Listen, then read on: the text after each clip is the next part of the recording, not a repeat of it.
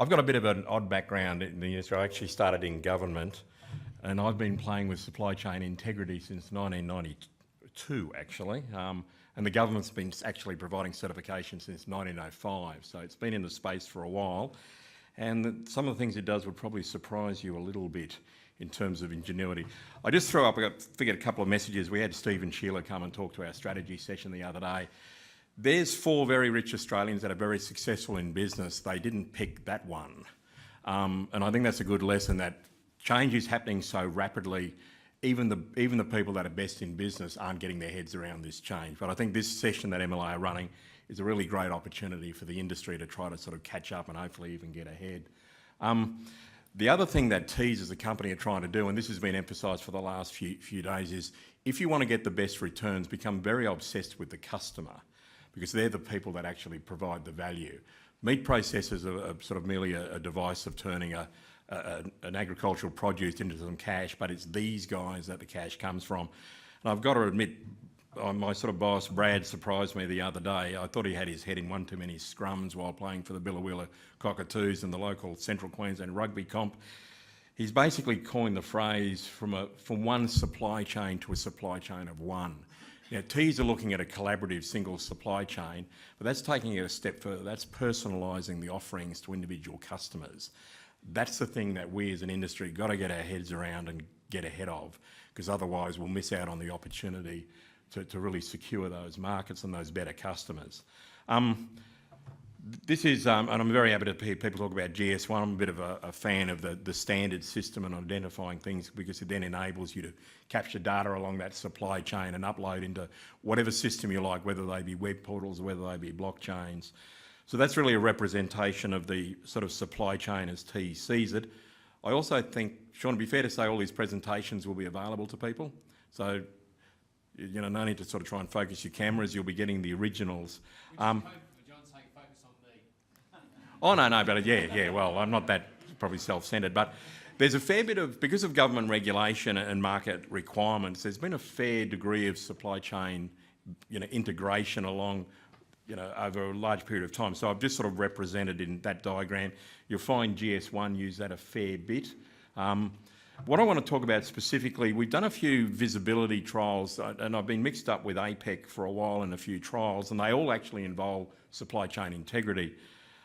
So the last one I did a workshop with an APEC group probably only about a month ago now. But that's one we did with a group in Vietnam. And again, it's basically using common data standards to collect and spread information. You can put whatever tools you like over that, but as long as your data is collected in similar format, it enables you to use these tools that other speakers have been talking about. And I might add, it was a real struggle to get the industry to use standard tools, and probably still is to a fair degree, but we're getting a lot closer. I just throw this up to remember, my first session was APEC in Mexico in 2002, talking about electronic transmission of certification. So again, trying to secure the integrity of the supply chain. So I sort of missed the old logo, actually, to be honest, but we all knew what AQUIS was. Anyway. The customers I want to talk about are a little bit different, at least just to give you a more sort of holistic view. The government, meat is traded internationally on veterinary health certification, and that's the way it's going to continue for the foreseeable future. Australia and New Zealand have got great biosecurity status, so the vast majority of product in the air or on the water around the world is Australian or New Zealand. The vast majority of substitutions there are focused on Australian or New Zealand product, because it actually gives you the best market access. You're not going to copy stuff from Guatemala, for example, because everyone will think, well, what's the point in that? So if there's going to be fraud, they're going to try to rip off either an Australian supply chain or a New Zealand supply chain, and potentially a US supply chain. The other thing with certification, there's quite a lot. There's the main government one, which is actually now electronic with a fair few markets. We actually have electronic halal certificates, which is probably sort of a bit novel. We also have the overlay now of sort of not just biosecurity, but in security. So we now have customs organisations also getting in, wanting to know that the supply chain's secure. We're not putting product on planes that might give a sort of an unwelcome surprise halfway across the Pacific Ocean. And even things like FTAs. When you have an FTA, we get 3 or 4 more certificates to fill in. So it's more work rather than rely on the existing certificate. Just for your information, under an FTA, we actually have to provide a certificate from your local Chamber of Commerce that it's product of Australia, even though it's got a certificate issued by the Australian government. I can't quite work out the sense in that. The other thing that actually happens, and it was mentioned yesterday by a speaker, but there's quite a lot of interested parties. This isn't a simple process. This is basically a diagram of exporting product from one place to another and all the various people or groups that need to be advised. Now, there's a lot, it's historically up until the last 2 years been done all in paper, and they've all got to correlate, they've all got to be cross-checked, and they've all got to be photocopied numerous times and sent to numerous people. If one bit of paper's missing, the whole load stops. So we basically summarised that, but one of the things that that process actually allows is plenty of opportunity for fraud, because the fraud's on it got to be sort of reasonably close, and then you can claim a glitch in the paperwork and everyone goes, oh yeah, that happens all the time, yeah, let it in. And that's actually reasonably common. So the Australian government's been pretty keen to get rid of paper. For the first year ever, the Australian meat processing industry and exporters have been able to trade with all partners in the US paperless. So that's banks, that's customs brokers, that's transport agencies, and that's just tremendous. It means you send one message and it goes to, parts of that message go to probably 20 different groups, which then helps facilitate the trade and facilitate trade clearance at the other end. I've probably mentioned most of that. Good thing about certification in meat, it's a pre-border clearance system. Actually, it really, particularly for chilled goods, if the system can be trusted, the goods are cleared very quickly and move into market. The last thing you want is the regulator at the other end holding up your perishable goods. You know, once that happens, you might as well just throw them in the bin for what they're worth. So because of that, and because Australia is such a big exporter of agricultural produce, we've been pushing the world and driving it pretty hard to essentially go electronic, because that is a lot more difficult system to defraud. And if you then combine that with identifiers on the product that are quite unique, that becomes a very tight system, and it actually becomes quite a selling point for Australian goods. Project we were mixed up with last year, and it was mentioned by one of the previous speakers, we did a supply chain visibility project. We were sending product to a grinder, or in fact a retailer in the US. It was tracked and put into a web portal from animals arriving at Meatworks all the way through to product going on shelf.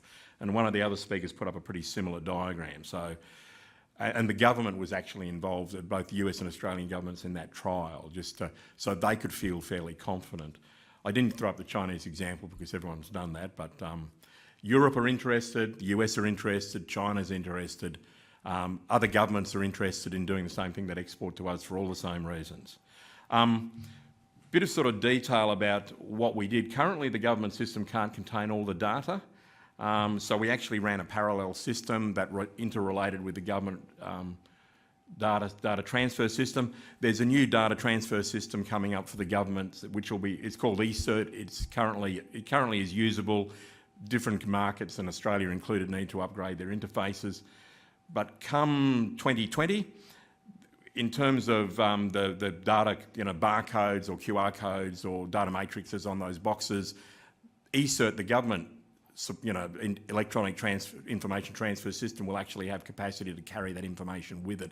So the regulator at the other end can actually verify the authenticity of the goods as well as the customer, which gives the importer, that'll greatly speed up clearance of product. It'll actually allow people to pre-populate their inventory so they know what they're getting, when they're getting, what its expiry date is, who to distribute it to, well before they've even got their hands on the product. And that can save literally days or weeks when you get into market. So I'm not too sure why I threw that one up again. It's probably yes, sorry. In terms of just what we look for in that particular visibility project, we now post a lot of information to web portals of various parties that we trade with, including governments, so they know what's coming and when it leaves Australia, so they know what to expect. We actually provide that to the Department of Agriculture here, Food Safety Inspection Service in the US, US Customs, Australian Customs, customers, the inspection warehouse it's going to, so everybody knows when that product hits the water, it's coming to you and they know when it's going to get there. So customers get the detail at the moment, but in another probably 18 months' time, the government will get that level of detail. And basically you want to look at it, we've actually got a web portal. I'll give the address to Sean, so he can distribute it. but it's available. There's training packages, there's information about its history, but ultimately blockchain will probably supersede this at some point in the future. Too many slides, I think, sorry. So basically from interestingly enough, eCert, sorry, I've got times up, but this will take about hopefully 30 seconds if Sean's happy with that. Okay. eCert, which was developed the Australian version of eCert was developed in 1992. It was developed in a language called UN EDIFACT, which is GS1 compliant. So someone a long time ago in government knew what was coming. And that's not bad, particularly for government. We're encouraging the uptake across most of our trading partners, focusing mainly on APEC and EU. So we want them obviously to receive all those messages. Those uploaded messages can obviously be part of the supply chain verification. Okay. One thing I've missed in that last dot point, sorry, Sean.